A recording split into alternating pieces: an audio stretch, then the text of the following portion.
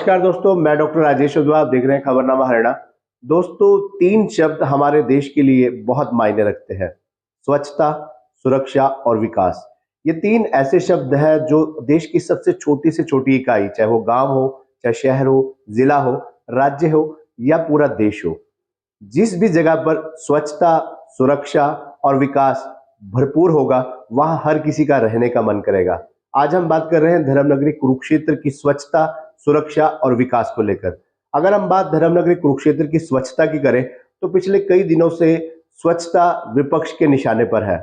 इस बात को लेकर कि धर्मनगरी कुरुक्षेत्र की जो पूरी सफाई व्यवस्था की जो जिम्मेदारी है, थानेसर नगर परिषद के कंधों पर है।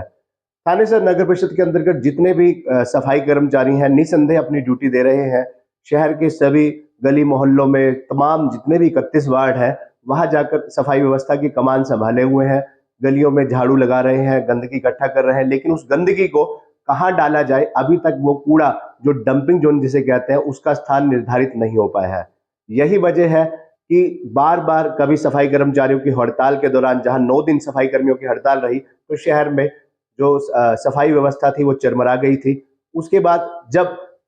डंपिंग जोन जो सबसे पहले सतलोक आश्रम पिपली के नजदीक था, जब वहां 3-4 महीने पहले वहां के जो अनुयायियों ने विरोध जताया कि यहाँ गंदगी नहीं डालनी चाहिए, क्योंकि यहाँ सत्संग होते हैं, कार्यक्रम आयोजित होते हैं, देश दुनिया से भारी मात्रा में संगत पहुंचती है, जिसके कारण इस कूड़े से उठने वाली बदबू और धुएं से वातावरण प्रदूषित होता है और आध्यात्मिक कार्यक्रमों में, धार्मिक कार्यक्रमों में व्यवधान भी पैदा होता है। उसी विरोध के चलते वहां जो है उस डंपिंग जोन पर कूड़ा डालना बंद हो गया था। उसके बाद कूड़ा डालना सेक्टर 10 में शुरू हो गया। शहर का तमाम कूड़ा, लगभग 80 टन कूड़ा रोज धर्मनगरी कुरुक्षेत्र से निकलता है, जो वहां पर डालना शुरू हो गया सेक्टर 10 में, जहां पर कई रिहायशी एरिया है, मार्केट है। सेक्टर 10 के जो व्यवसायिक कमर्शियल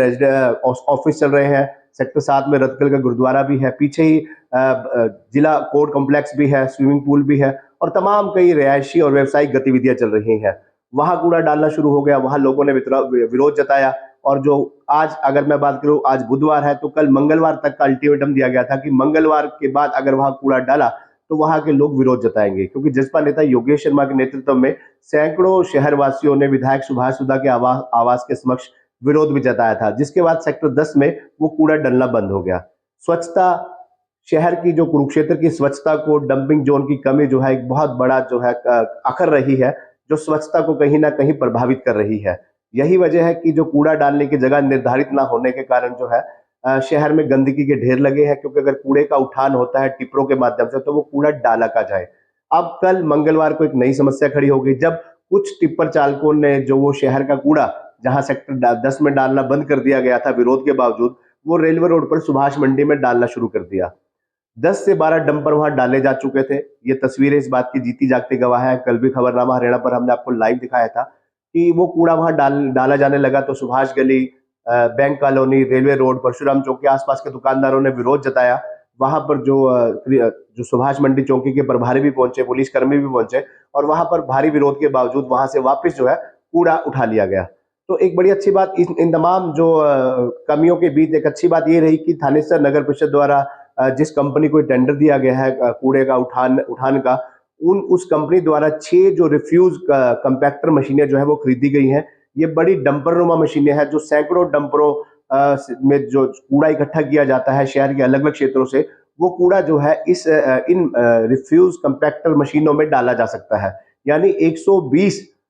डंपरों का जो कूड़ा है इन मशीनों में डाला जा सकता है। तो ऐसे में वो टाइम बचता है, जो क्योंकि अक्सर अब तक यही होता था कि शहर की हर गली मोहल्ले से, आपके घर के आसपास भी, व्यवसायिक गतिविधियों के आसपास भी जो डेली टिप्पर चालक आते होंगे, वो कूड़ा आप उन टिप्परों में डालते होंगे। वो जो कूड़ा था टिप्पर चालक किसी एक स्थान पर डाल देते थे, वहां से फिर जो है जेसीबी मशीन के द्वारा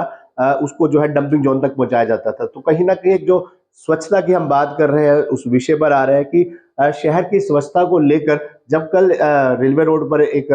विरोध शुरू हुआ, तो उसमें जो भारतीय नौजवान सभा के अध्यक्ष हैं, समाजसेवी अशोक शर्मा पहलवान, एक बड़ी अच्छी बात कही थी अपना विरोध जताते हुए कि अगर शहर में स्वच्छता को लेकर, कूड़े के निस्तारण को लेकर कोई स्थान निर्धारित नहीं हो पा रहा या इस समस्या का समाधान नहीं हो पा रहा, तो इस पर जो है सत्ता पक्ष को विपक्ष की राय ले लेनी चाहिए। कोई बड़ी बात नहीं है, विपक्षी दल जब इस विषय को लेकर प्रेस कॉन्फ्रेंस करते हैं और सत्ता पक्ष को निशाने पर लेते हैं कि जहां कुरुक्षेत्र में 3500 करोड़ रुपए के विकास कार्यों के दावे किए जा रहे हैं, ऐसे में शहर में अभी तक स्वच्छता बरकरार नहीं रह पा रही। तो इस स्वच्छता को बरकरार रखने के लिए विपक्षी दलों के, सामाजिक धार्मिक संस्थाओं के प्रतिनिधियों की राय ली जा सकती है। और ये बात तो तय है कि फिलहाल ऐसा कोई समय नहीं है, ऐसा कोई अवसर दिखाई नहीं देता कि जब एक मंच पर भाजपा, कांग्रेस, आम आदमी पार्टी, इनेलो के प्रतिनिधि जो है एक मंच पर आकर राय दे सकते हैं इस विषय पर, लेकिन अपने अपने मंच पर जरूर राय दे सकते हैं कि स्वच्छता को लेकर, जो शहर की गंदगी को लेकर, कूड़ा निस्तारण की जो समस्या पैदा हुई है, इस पर जो है सियासत ना होकर समाधान के बारे में बात करनी चाहिए। तो सभी जो राजनीतिक दल है, जब वो प्रेस कॉन्फ्रेंस करते हैं, सत्ता पक्ष को निशाने पर लेते हैं, शहर के विकास को निशाने पर लेते हैं, तो उन्हें इस बात का सुझाव जरूर देना चाहिए कि आपके सुझाव से इस कूड़े की समस्या का समाधान क्या है, आपका क्या कहना है, आपका क्या मानना है। तो खबरनामा हरियाणा देख रहे तमाम दर्शकों से भी मेरा एक विनम्र निवेदन है कि कमेंट बॉक्स में अपनी राय भी जरूर दें कि आपके मुताबिक जो शहर में कूड़े की समस्या का क्या समाधान हो सकता है, क्योंकि नगर परिषद के कई प्रयास हो चुके हैं, नगर परिषद द्वारा डंपिंग जोन अलग अलग जगह पर ली गई, लेकिन जहां पर कूड़ा डालना जब शुरू होता है तो वहां पर जो है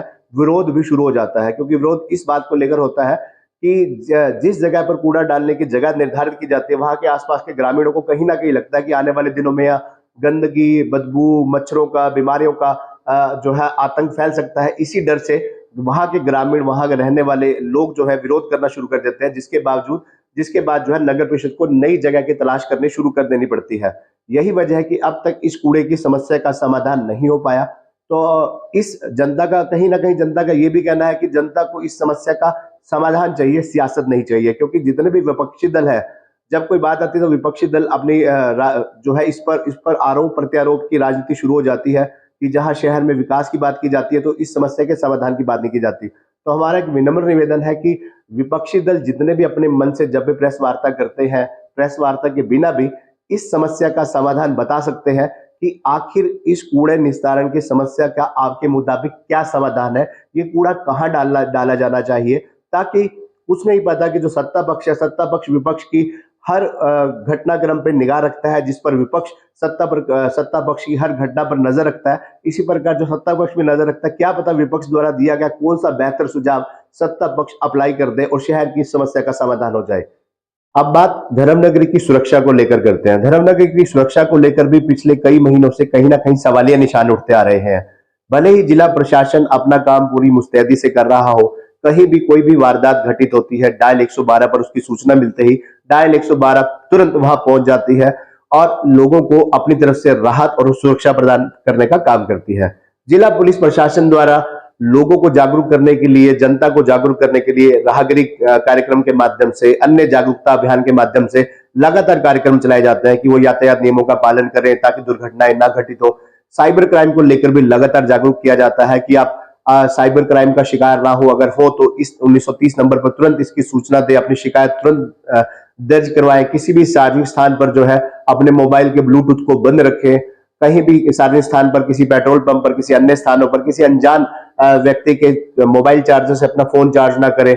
कोई किसी भी अनजान व्यक्ति का फोन आने पर अपना ओटीपी नंबर शेयर ना करें, अन्य किसी प्रकार की कोई जानकारी ना दे। ऐसे में सबके लिए ये जिला पुलिस प्रशासन जहां लगातार आपको जागरूक करता रहता है कि आप जागरूक रहे, मुस्तैद रहे। बकायदा जिला पुलिस द्वारा जो है एक पीस कमेटी भी बनाई गई है जिसकी लगातार बैठकें होती हैं। उन बैठकों के माध्यम से लोगों की, जो पीस कमेटी के मेंबर हैं, जिस जिस क्षेत्र के वो मेंबर आते हैं, उनकी राय ली जाती है कि वो अपनी राय दें कि क्या वहां के क्या माहौल है। ऐसे में जिला पुलिस प्रशासन की कहीं ना कहीं एक मजबूरी भी की है कि पुलिस कर्मियों की संख्या एक सीमित है। धर्मनगरी कुरुक्षेत्र जो जहां आए दिन राजनीतिक कार्यक्रम होते रहते हैं, बड़े बड़े आयोजन होते रहते हैं, जिसमें महामहिम से लेकर प्रदेश के मुख्यमंत्री तक का, बड़े बड़े वीआईपी का आगमन होता है। ऐसे में उन बड़े कार्यक्रमों में पुलिस कर्मियों की ड्यूटी रहती है। जब वो ड्यूटी रहती है तो कहीं ना कहीं पुलिस की कमी जो है जनता को खलती है। ऐसे में एक बड़ा सवाल ये भी है कि पुलिस की जो कमी है, पुलिस की संख्या की जो कमी है, उसको भी बढ़ाया जाए।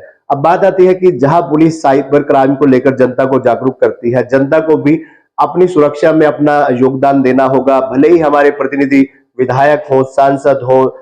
या अन्य लोग हो, लेकिन जनता को अपना प्रतिनिधि कहीं ना कहीं खुद भी बनना होगा, क्योंकि पुलिस लगातार जागरूक करती रहती है कि अपनी सुरक्षा के लिए आप भी अपनी जागरूकता का परिचय दें। अपने घर, अपने संस्थान के आसपास बाहर सीसीटीवी कैमरे जरूर लगाएं, ताकि किसी भी आपराधिक घटना के घटित होने के बाद अपराधियों को जल्दी से जल्दी पकड़ने में सहायता मिल सके। इसी प्रकार पुलिस प्रशासन को ये भी चाहिए कि जितने भी कुरुक्षेत्र में वार्ड है, गांव है, इन वार्डों के प्रतिनिधियों को, जो चाहे वर्तमान पार्षद है, निवर्तमान पार्षद है, सत्ता पक्ष के पार्षद है, विपक्ष के पार्षद है, इन पार्षदों से महीने में एक बार मीटिंग जरूर होनी चाहिए, इनके साथ एक वार्तालाप जरूर होना चाहिए और उस मीटिंग के माध्यम से ये जानकारी जरूर लेनी चाहिए कि इस महीने में उस वार्ड में कौन लोग नए आए हैं, किस किस क्षेत्र से लोग आए हैं। क्योंकि पिछले दिनों जो नूह में हिंसक घटना घटी, उसके बाद जो हिंदू संगठनों द्वारा जो विरोध प्रदर्शन किया गया, उसमें एक बड़ी बात जो लगभग 50 से अधिक संस्थाओं द्वारा जिला पुलिस प्रशासन को ज्ञापन सौंपे गए, उन ज्ञापन में लगभग सभी द्वारा एक मांग जरूर की गई, जो सेम मांग थी, स्ट्रेंजर रोल वेरिफिकेशन। यानी जो अनजान व्यक्ति हैं, जो कुरुक्षेत्र के अलावा दूसरे जिलों से, दूसरे शहरों से, दूसरे राज्यों से कुरुक्षेत्र में आकर बसे हैं, किसी भी प्रकार का किसी भी क्षेत्र में जो काम कर रहे हैं, उन लोगों की स्ट्रेंजर रोल वेरिफिकेशन होनी चाहिए, ताकि पुलिस प्रशासन के पास एक रिकॉर्ड रहे कि कितने अजनबी लोग इस वार्ड में आकर रह रहे हैं, ताकि भविष्य में अगर कोई ऐसी घटना घटती है तो उन अजनबी लोगों से तुरंत वेरीफाई किया जा सके कि क्या उन अजनबियों में से तो किसी व्यक्ति ने इस घटना को अंजाम नहीं दिया। क्योंकि हाल ही में जो सेक्टर 7 में मर्डर हुआ महिला सेवानिवृत्त शिक्षिका का, वो लोग भी बाहर से आए हुए लोग थे जो कुरुक्षेत्र में रह रहे थे, किसी काम पेंट का काम करते थे, किसी अन्य काम को कर रहे थे। ऐसे में इन अजनबी लोगों की भी वेरिफिकेशन होनी चाहिए। जितने भी रेलवे रोड पर, 100 फुटा रोड पर, 50 फीटा रोड पर, सर्किट हाउस रोड पर जितनी भी रेडियां लगती हैं, जितने लोग आए हैं बाहर से आकर, चाहे वो कोई भी काम कर रहे हैं, प्लम्बर का काम कर रहे हैं, ढाबे का काम कर रहे हैं, फ्रूट की रेडियां लगा रही है, उन लोगों की वेरिफिकेशन होनी चाहिए, उन लोगों के आई कार्ड बनने चाहिए, ताकि लोगों को पता लग सके ये लोग कौन है, कहां से आए हैं, कहां रहते हैं, ताकि भविष्य में किसी प्रकार की भी आपराधिक या अवांछित घटना घटने की स्थिति में इन लोगों को ट्रेस किया जा सके और जल्दी से जल्द उन अपराधियों को ट्रेस किया जा सके। अब बात करते हैं धर्मनगर कुरुक्षेत्र के विकास की। विकास भी पिछले कई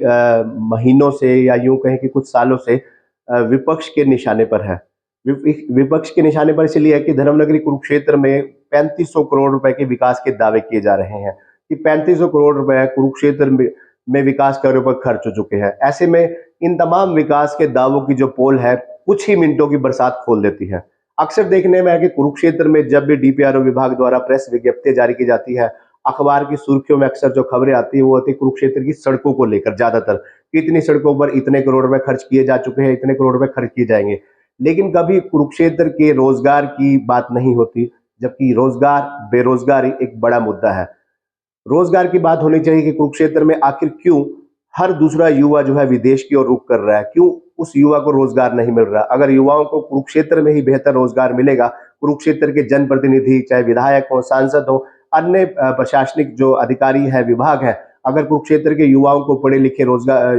युवाओं को, चाहे अनपढ़ युवा भी क्यों ना हो, अगर उन्हें बेहतर रोजगार मिलेगा, उन्हें काम मिलेगा, उन्हें काम के बदले पैसा मिलेगा, तो ना वो नशों की ओर उन्मुख होंगे, ना ही वो विदेश की ओर उन्मुख होंगे। अपने घर में रहेंगे, अपने शहर में रहेंगे, अपने शहर को स्वच्छ बनाने में, अपने परिवार को खुशहाल बनाने में अपना योगदान देंगे। धर्मनगरी कुरुक्षेत्र में जो जानकारी मिली, उस जानकारी के अनुसार हजारों युवा जो है नशे की चपेट में, दिन प्रतिदिन उन युवाओं की संख्या बढ़ती जा रही है। जगह जगह नशा बिक रहा है। ऐसा नहीं है कि प्रशासन को इसकी खबर नहीं है या जनप्रतिनिधियों को इसकी खबर नहीं है, लेकिन बात कभी नशों की नहीं होती, बात कभी रोजगार की नहीं होती, बात होती है तो केवल शहर के विकास की होती है, शहर की सड़कों की होती है। तो ऐसे में बड़ा मुद्दा है कि शहर के विकास के साथ साथ रोजगार की बात होनी चाहिए, नशा मुक्त कुरुक्षेत्र की बात होनी चाहिए। जहां तक विकास की बात है, तो एक हमारा सुझाव भी है, जो जनता का सुझाव है, जनता खबरनामा हरियाणा के माध्यम से जनप्रतिनिधियों के समक्ष भी रखना चाहती है कि जहां भी शहर की कोई सड़कें बनती हैं, कोई भी सड़क बने, चाहे वो 10 लाख रुपए की लागत से सड़क का टुकड़ा बने, चाहे वो 1 करोड़ रुपए की लागत से बने, जब भी कोई सड़क बने, उस सड़क के किनारे पर जब विधायक महोदय या अन्य कोई जनप्रतिनिधि नारियल फोड़ता है, उसका लड्डू बांटता है, तो उस सड़क के किनारे एक बोर्ड जरूर लगना चाहिए, जिस बोर्ड पर यह लिखा होना चाहिए कि सड़क की निर्माण अवधि जो है, उसकी जो उम्र है वो कितनी है, सड़क की लंबाई चौड़ाई कितनी है, कितने लागत से ये सड़क बनाई गई है और उसका ठेकेदार कौन है। ताकि अगर उस समय अवधि से पहले उस सड़क में कोई कमी आती है, सड़क में टूट फूट होती है, तो जनता उस ठेकेदार को, जनप्रतिनिधि को बता सके कि साहब इस बोर्ड पे ये मेंशन है और ये जो सड़क है समय से पहले खराब हो चुकी है, इसकी तुरंत रिपेयर होनी चाहिए। लेकिन आज तक किसी सड़क पे कोई ऐसे बोर्ड नहीं लगे, जनता को पता नहीं लगता ये सड़क कितनी लागत से बनी है, इसकी उम्र कितनी है। यही वजह है कि कई सड़कें जो है समय से पहले टूट जाती है और वो बदहाल सड़कें जो है शहर की स्वच्छता, सुंदरता और सुरक्षा को भी कहीं ना कहीं प्रश्न चिन्ह लगा रही है। तो ऐसे में जो कुरुक्षेत्र की जनता है वो स्वच्छता, सुरक्षा और विकास को लेकर जो है सियासत नहीं, समाधान चाहती है। तो जनता से भी अनुरोध है कि खबरनामा हरियाणा की इस खबर को ज्यादा से ज्यादा शेयर करें। खबरनामा हरियाणा यूट्यूब और फेसबुक पर उपलब्ध है। आप अपने जो राय है वो अपनी राय जरूर दें, इस खबर को ज्यादा से ज्यादा शेयर करें। और भविष्य में भी कोई भी अगर आपके आसपास कोई घटना, कोई गतिविधि होती है जिसे आपको लगता है कि खबरनामा हरियाणा के माध्यम से आप अपनी बात, अपनी समस्या प्रशासन तक, सरकार तक पहुंचाना चाहते हैं, तो हमें जरूर बताएं। धन्यवाद।